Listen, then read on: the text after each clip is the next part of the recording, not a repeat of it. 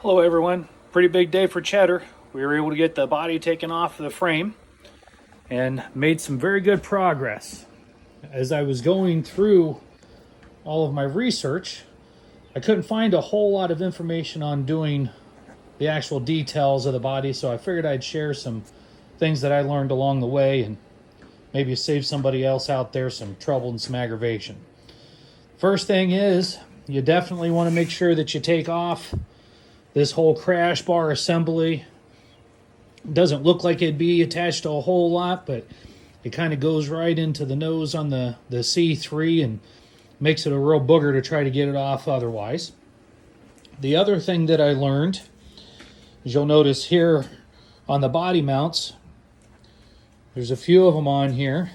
Well, 3 out of my 4, the bottoms broke off of the spin nuts.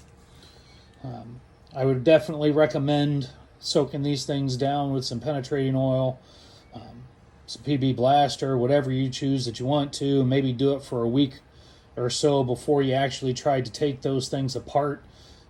Nothing that can't be handled, but golly, it was kind of a pain to get back into those pockets to cut those heads off in order to remove them, especially up on that passenger fender one.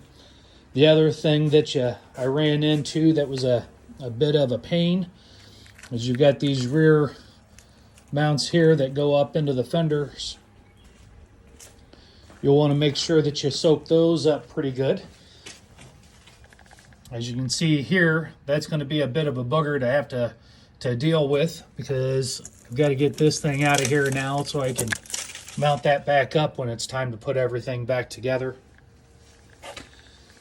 The other thing that you'll want to do is get some thin strap hooks to where you can mount them on the channel here. Right here is a good solid spot, right below the door opening.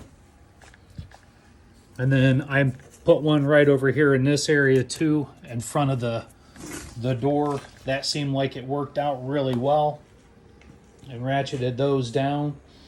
The other thing that I ran into as we were pulling the body up, you got the parking brake cable assembly, and of course there's a strap here that actually doubles around and hooks onto the bottom of the body itself, which was kind of a booger. I ended up cutting it off.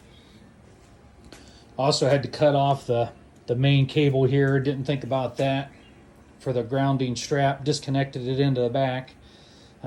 Didn't think to cut that one off. We're going to be pulling this off and putting an LS in there, so it's not much of a big deal to me. So that's about it on the quick rundown. Definitely would recommend soaking those body mounts.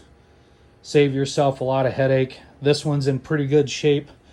We'll be doing some sandblasting to it, taking all the parts apart, putting some gussets in there to strengthen it up, and then getting her all painted up before we put it back together and fully welding the frame together.